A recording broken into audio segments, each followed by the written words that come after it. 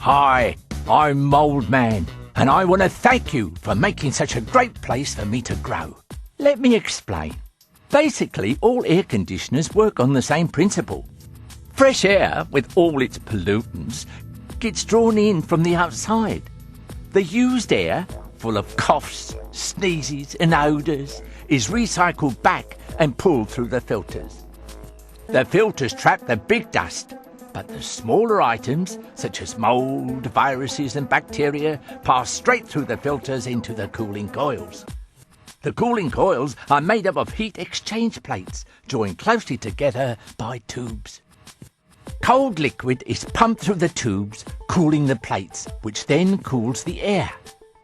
When warm air passes through the cold coils, it creates moisture. So the damp, dark space inside the coil is a perfect environment for growing mould and bacteria.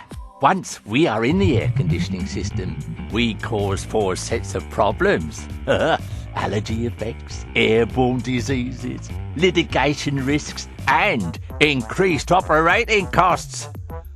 Allergy effects include burning eyes, sneezing, headaches, tiredness, as well as asthma, sinusitis, bronchitis, and absenteeism.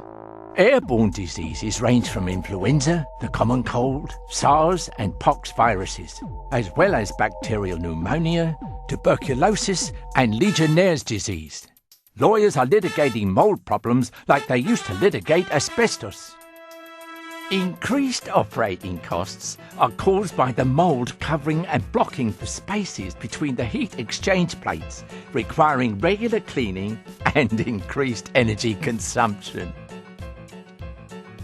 Even if you spend the extra money to regularly clean the coils, the interiors are not reached by the cleaning process, and mould and bacteria will quickly regrow. The good news: these emitters kill and remove the mould and bacteria growing in the coil, leaving the coil and drain pans clean. These emitters will also remove up to 99% of the bacteria and viruses carried by the return air. Denied of airborne food, the mould in the vents die.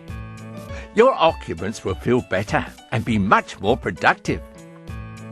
Clean coil plates are more efficient at cooling the air, and with more space between each plate, the air will flow more freely.